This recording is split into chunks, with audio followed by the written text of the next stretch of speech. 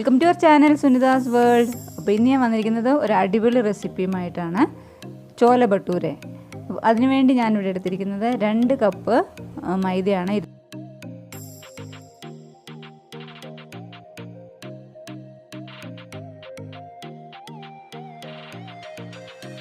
ഈ പാത്രത്തിൻ്റെ നടു ഇതുപോലെ ഒന്ന് കുഴിച്ചു കൊടുത്തിട്ട് നമുക്കിതിലേക്ക് 1 ടേബിൾ സ്പൂൺ ഷുഗർ ചേർത്ത് കൊടുക്കാം.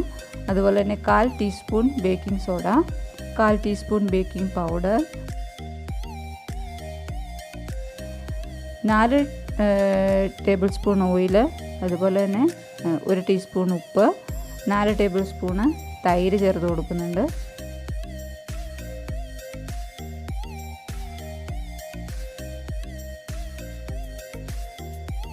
2 ടേബിൾ സ്പൂൺ റവ വെള്ളത്തിൽ കുതിർത്ത് വെച്ചതാണ്. അതും കൂടെ നമുക്ക് ചേർത്ത് കൊടുത്തിട്ട് നന്നായിട്ടൊന്ന് കുഴച്ചെടുക്കാം.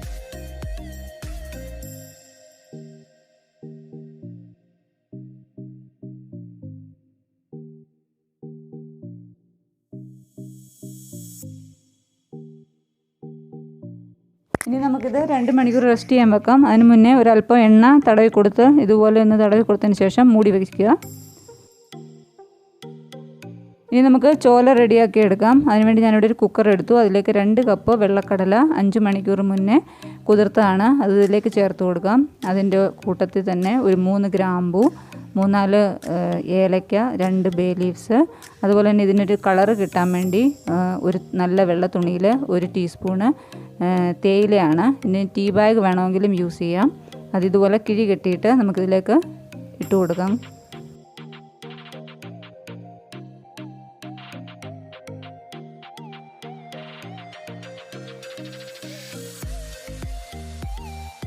രണ്ട് കപ്പ് വെള്ളം കൂടെ ചേർത്ത് കൊടുത്ത് നമുക്കിതൊന്ന് വേവിച്ചെടുക്കാം.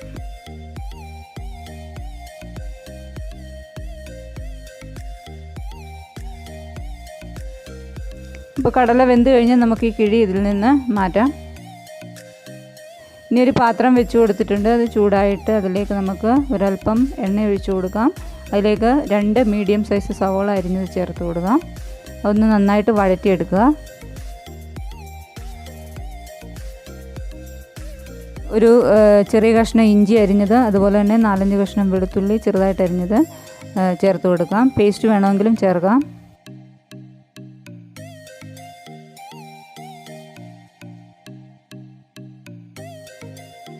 ഇഞ്ചിയും വെളുത്തുള്ളിയും വഴണ്ട് വന്നിട്ടുണ്ട്. അതിലേക്ക് നമുക്ക് 2 മീഡിയം സൈസ് ടൊമാറ്റോ ഞാൻ പ്യൂരിയാക്കി എടുത്താണ്. അത് ഇതിലേക്ക് ചേർത്ത് കൊടുക്കാം.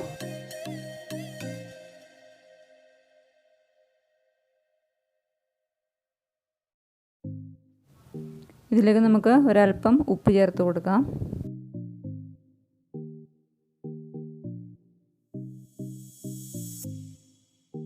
ഇതിലേക്ക് നമുക്ക് 1 ടേബിൾ സ്പൂൺ മുളക് പൊടി, അതുപോലെ തന്നെ 1 ടീസ്പൂണ് ഗരം മസാല, 1/4 ടീസ്പൂൺ മഞ്ഞൾപ്പൊടി, 1/4 ടീസ്പൂൺ ജീരകപ്പൊടി, 1/4 ടീസ്പൂൺ കായത്തിൻ്റെ പൊടി, 2 ടീസ്പൂൺ മല്ലിപ്പൊടി, ഒരല്പം കസ്തൂരി മേത്തി, ഇത്രയും നമുക്ക് ഇതിലേക്ക് ചേർത്ത് കൊടുക്കാം.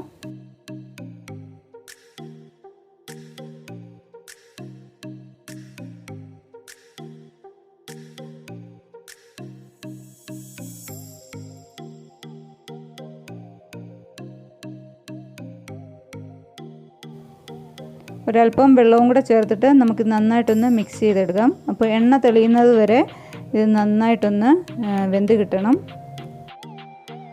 അപ്പോൾ എണ്ണയൊക്കെ നന്നായിട്ട് തെളിഞ്ഞ് വന്നിട്ടുണ്ട്. നമുക്കിതിലേക്ക് കടല ചേർത്ത് കൊടുക്കാം.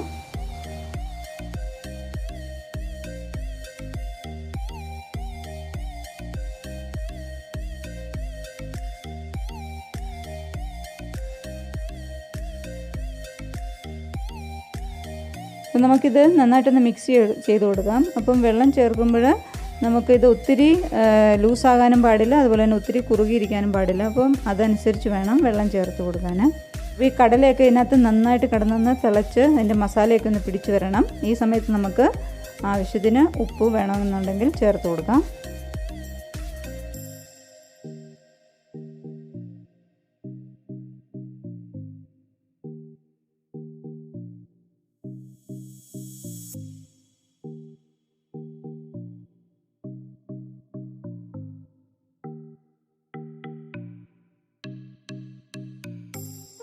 ഇനി നമുക്കിതിലേക്ക് താളിച്ച് ചേർക്കാം. ഇപ്പം ഞാനിവിടെ വേറൊരു പാത്രം വെച്ചിട്ടുണ്ട്. അതിലേക്ക് എണ്ണ ചൂടായതിന് ശേഷം ഒരല്പം മുളക് പൊടി, ഒരല്പം ജീരകം, അതുപോലെ തന്നെ ഒരു പച്ചമുളക് അത്രയും ഒന്ന് വഴറ്റിയെടുത്തിട്ട് നമുക്ക് ഈ കറിയിലേക്ക് ചേർത്ത് കൊടുക്കാം.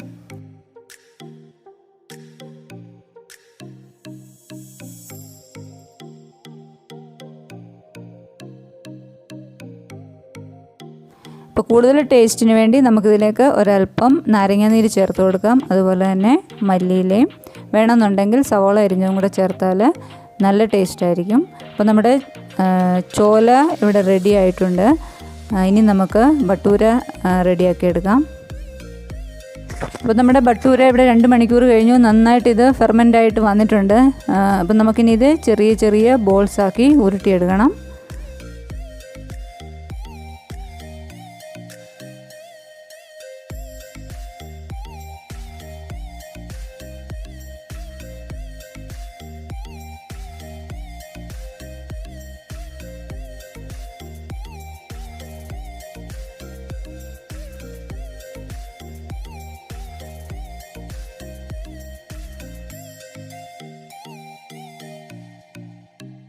ഇനി നമുക്ക് ഇഷ്ടമുള്ള സൈസിൽ ഇതൊന്ന് പരത്തിയെടുക്കാം.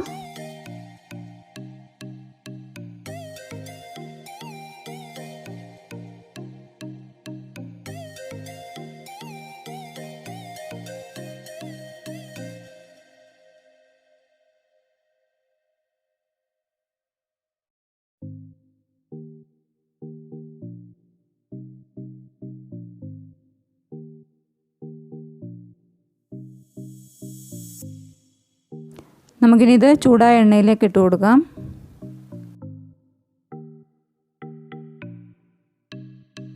അപ്പോൾ എണ്ണയിൽ ഇട്ട് കൊടുത്തതിന് ശേഷം തവി വെച്ച് ജസ്റ്റ് ഒന്ന് പ്രസ് ചെയ്ത് കൊടുക്കുമ്പോഴത്തേക്ക് ഇത് നല്ല ബലൂണ് പോലെ വീർത്ത് വരും. അപ്പോൾ നമ്മുടെ ബട്ടൂര ഇങ്ങനെ നമുക്ക് വേഗം വേഗം ഉണ്ടാക്കിയെടുക്കാം.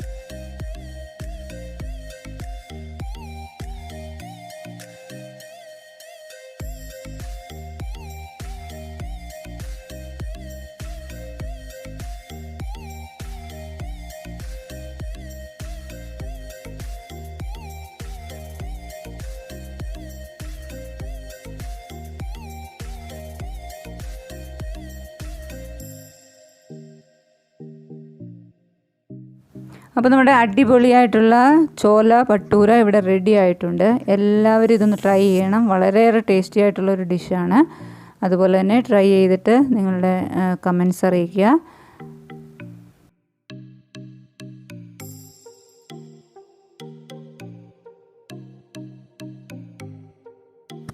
അപ്പോൾ നിങ്ങൾക്ക് എല്ലാവർക്കും വീഡിയോ ഇഷ്ടപ്പെട്ടെന്ന് വിചാരിക്കുന്നു. ഇഷ്ടപ്പെട്ടാൽ തീർച്ചയായും ലൈക്കും കമൻറ്റും സബ്സ്ക്രൈബും ചെയ്യാൻ മറക്കരുത്. അതുപോലെ തന്നെ ഷെയർ ചെയ്യാനും മറക്കരുത്. വേറൊരു വീഡിയോയുമായി വരാം. Bye bye.